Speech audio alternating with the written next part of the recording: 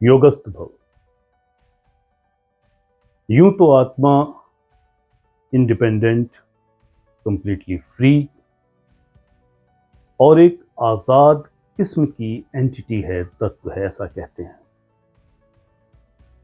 ये आत्मा ना कभी पैदा होता है, ना कभी मरता है, ना कभी रोगग्रस्त होता है। आत्मा ना कभी एज करता है। ये आत्मा हमेशा एक ही तरह से रहता है। पर जब ये आत्मा शरीर धारण करके इस दुनिया में आता है, इस पृथ्वी पर आता है, और मैं यहाँ आत्मा को थोड़ा सा मनुष्यों से, आम आदमी से थोड़ा सा संबंधित रख के बात करना चाहूँगा। हम जीवात्मा, आप जीवात्मा, तो वो बहुत सारे संबंध बनाता है। कुछ संबंध तो इमीडिएट उसके पैदा होने पर खुद ब खुद बन जाते हैं, माता पिता से, भाई बहनों से, बाकी परिवारजनों से, रिश्तेदारों से। और अलावा इसके भी जैसे जैसे ये शरीर बढ़ता है, इसकी आयु बढ़ती है, और भी बहुत सारे रिश्ते बनते हैं। मित्रों से बनते हैं, प्रेमी प्रेमिकाओं से बनते हैं, जान पहचान वालों से बनते हैं, गुरु शिष्य के बनते हैं, टीचर स्टूडेंट के बनते हैं, वगैरह वगैरह। इन्हीं रिश्तों में अक्सर हम आजकल एक बहुत प्रचलित नाम सुनते हैं, वो है ट्विन फ्लेम या twin souls. Of course soul connections होते हैं, सोल ग्रुप भी होते हैं, और ट्विन फ्लेम या ट्विन सोल जिसे कहते हैं, जिसको मैं अपनी जुबान में कहता हूं कि क्लोजेस्ट कार्मिक रिलेशन, एक ऐसा क्लोजेस्ट और भी हो सकते हैं, पर ये एक ऐसा क्लोजेस्ट कार्मिक रिलेशन है जिसको एक दूसरे के साथ कुछ कर्म एग्जॉस्ट करने होते हैं, कुछ कोऑपरेशन करनी होती है, कुछ काम साथ करने होते हैं, कुछ खास प्यार का एक इनएक्सप्लिकेबल, जिसे समझाया नहीं जा सकता, ऐसा रिश्ता सा बन जाता है किन्हीं दो लोगों में खास करके।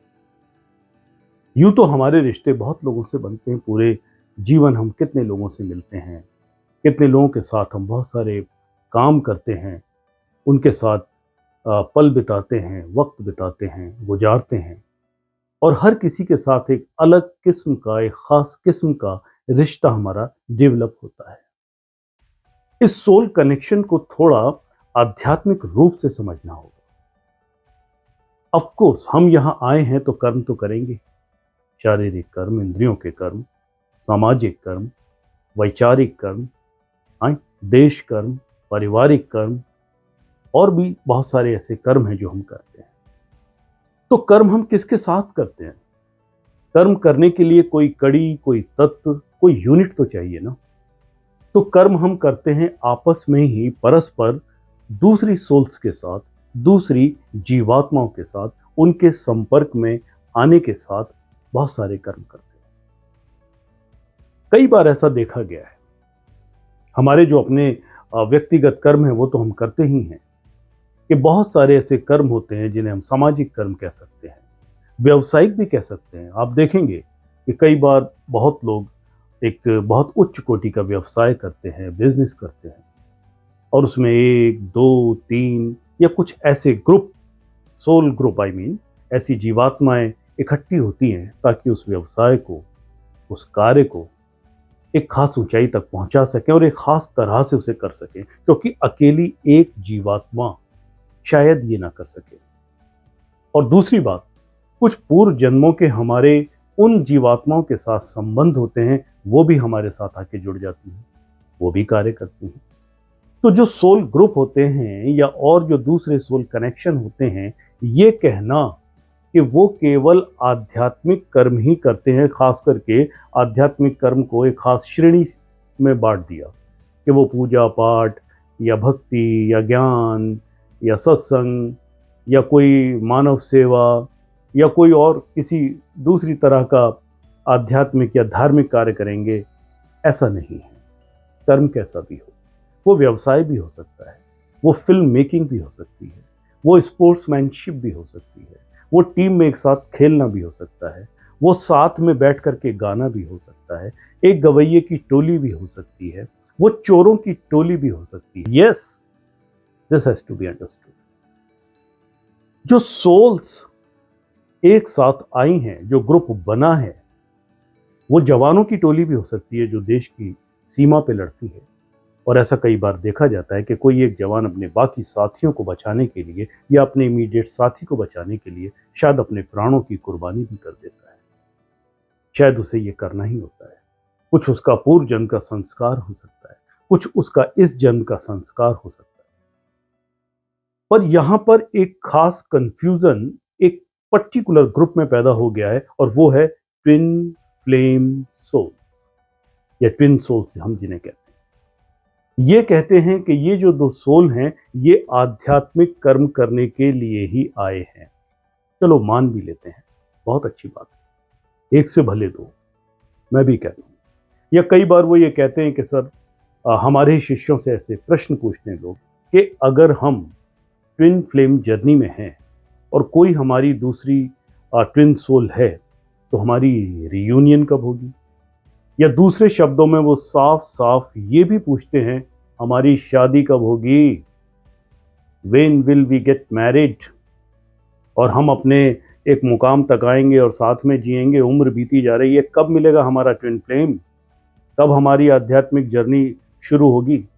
अरे भाई, आध्यात्मिक जर्नी तो आप अकेले भी कर सकते हैं, या फिर किसी और के साथ भी कर सकते हैं, अगर साथ में करना बेहद जरूरी है, कहीं लिखा गया है तो।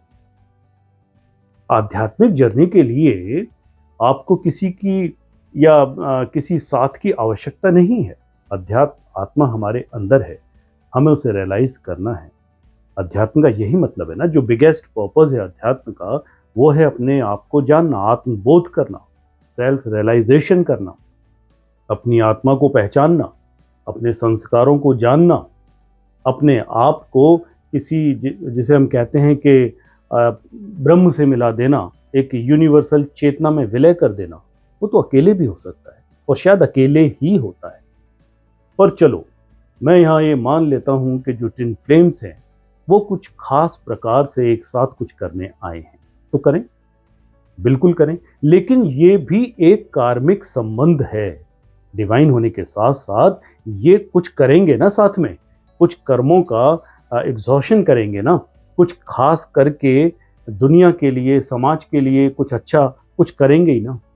जब जिसको भी इस यात्रा में आना है, देखो हम पूरे जीवन गौर करेंगे इस बात पे, तमाम लोगों से मिलते हैं, हमें बहुत लोगों से प्रेम भी हो जाता है। अगर हम प्रेम की बात करें, स्त्री पुरुष के प्रेम की भी अगर बात करें, चलो हम डायरेक्ट बात करते हैं, तो कई बार होता है कि बहुत लोगों से हमें प्रेम होता है, वो हमारे साथ आते हैं, हम उनके साथ जीते हैं।